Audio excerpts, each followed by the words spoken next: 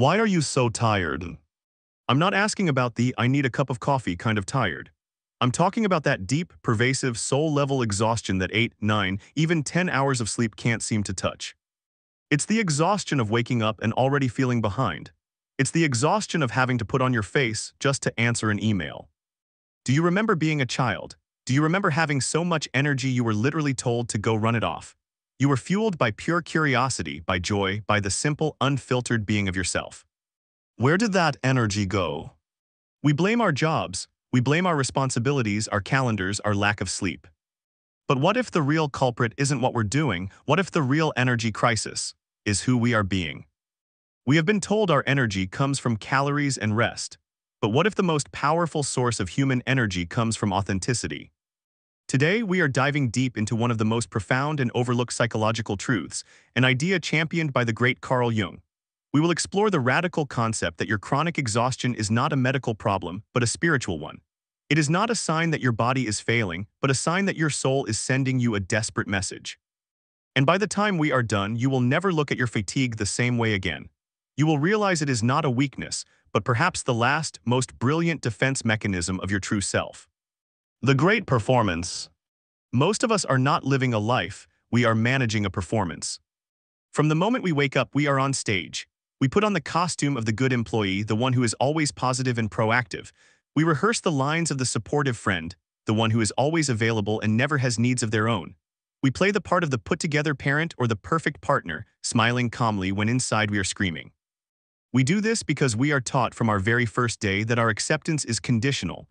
We learn that our authentic, unfiltered self, the one who is grumpy or sad or uncertain or angry, is not appropriate. It's not likable. It's not professional. Carl Jung had a specific name for this mask, this carefully crafted public-facing character, the persona. The persona is our social resume.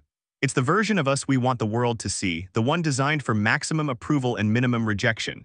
And in its proper place, it's a useful tool. It helps us navigate a complex social world. But a problem arises, a problem that is at the root of our modern exhaustion when we forget that the mask is a mask. We wear it for so long that it fuses to our skin. We start to believe we are the performance. And this is where the energy leak begins. Living as your persona creates a constant, low-grade internal civil war. Think about it, your authentic self wants to say, no, I don't have the capacity for that right now. But the persona steps in, smiles, and says, absolutely happy to help. In that single moment, you have just created a split. You have declared war on yourself. Your body, which is fundamentally honest, now has to burn an incredible amount of psychic energy to manage this conflict. It has to suppress your true feelings, which is a full-time job, while simultaneously funding the performance of your fake feelings. This is the psychic friction that is burning you out. It's not your to-do list. It's the exhausting 24/7 job of being your own warden, of policing every real thought and feeling before it can escape and ruin the show. You're not just doing your job, you're also acting the part of someone doing your job. That's two jobs, and one of them is a lie. The weight of the unlived lives. But it gets so much deeper.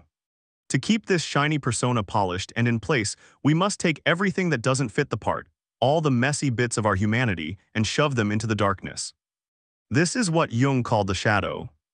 The shadow isn't evil. It is simply real. It's your anger, it's your grief, it's your vulnerability, it's your secret desires, your boundaries, your no. It is every part of you that you were told was too much or not enough. And holding this shadow down, it is the most tiring thing you will ever do. Imagine trying to hold a dozen helium balloons underwater. It takes constant, vigilant, agonizing effort. The moment you lose focus, they burst to the surface. This is what you are doing every single day with your own soul. Every time you swallow your anger, you're holding down a balloon. Every time you force a smile when you want to cry, you're holding down another. Every time you say yes when your entire being screams no, you are pushing another balloon under the surface. You're not just tired, you are taxed. You are spending 90% of your life force just to maintain this internal prison, all to fund a performance for an audience that you're not even sure you like. And then we wonder why we have no energy left for our passions, our families, or our own joy. We have nothing left. We spent it all pretending. Fake fuel for a fake life, the craving connection. Now let's talk about something that feels physical but is deeply psychological, your cravings. Why is it that at the end of a long, exhausting day of performing, you don't crave a beautiful, nourishing, real piece of fruit? Why do you crave the sugar bomb, the processed snack, the takeout box, the endless scroll, the binge watch? Here is a truth that will change how you see your diet. The psyche craves congruence. If you are living an inauthentic, processed life, your body will crave inauthentic, processed fuel. You are feeding the persona, not the person.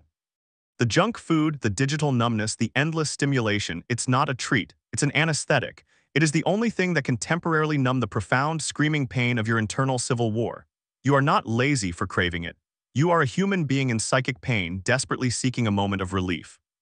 Your body is not asking for that junk food. Your exhausted persona is. It's persona fuel for a persona life. And just like the performance, it gives you a quick, artificial spike followed by a devastating crash. The message, your fatigue is a fire alarm. This brings us to the most important, most powerful shift in perspective. What if your chronic fatigue is not a malfunction? What if it's not a sign that you are broken or weak or lazy? What if your exhaustion is a message? What if your fatigue is the last, desperate, brilliant act of your true self? What if it is a check engine light for your very soul? Your body is the most honest thing you own. It cannot be gaslit, it cannot lie. And it is sending you the only message it knows how to. It is saying, I will not do this anymore. I will not burn our life force to fund this lie. I will not keep marching into a life that is not ours. I am pulling the emergency brake. I am shutting down the systems. We are not moving one more inch in this false direction. Your fatigue isn't the problem. Your fatigue is the alarm bell trying to save you from the fire. The fire is the inauthenticity. The fire is the performance. Your body is screaming at you to stop, to listen, to come home to yourself. It is an invitation disguised as an affliction. The cure is not rest, the cure is realness. So how do we get our energy back? The answer is not a new supplement, a new diet, or a new productivity hack. Those things just put new tires on a car whose engine is on fire. The answer is the courageous, terrifying, and liberating process that Jung called individuation. It is the journey of becoming whole. It is the slow, deliberate process of taking off the mask. It's allowing the shadow to come out of the basement. It's letting yourself be not fine. It's saying the no that you've been holding in your throat for 10 years. It's expressing an opinion. It's disappointing someone and realizing you survive. And here is the miracle. The instant you stop fighting yourself, the energy you were wasting on that internal war floods back into your system. The moment you tell the truth, you will feel a surge of energy even if it's terrifying. That's the feeling of alignment. The moment you set a boundary, you are not losing energy, you are reclaiming it. This is the ultimate energy source. Authenticity, congruence. When your outside actions match your inside truth, there is no more friction, there is no more war, you are no longer driving with the emergency brake on, you are whole. And you will notice your cravings change.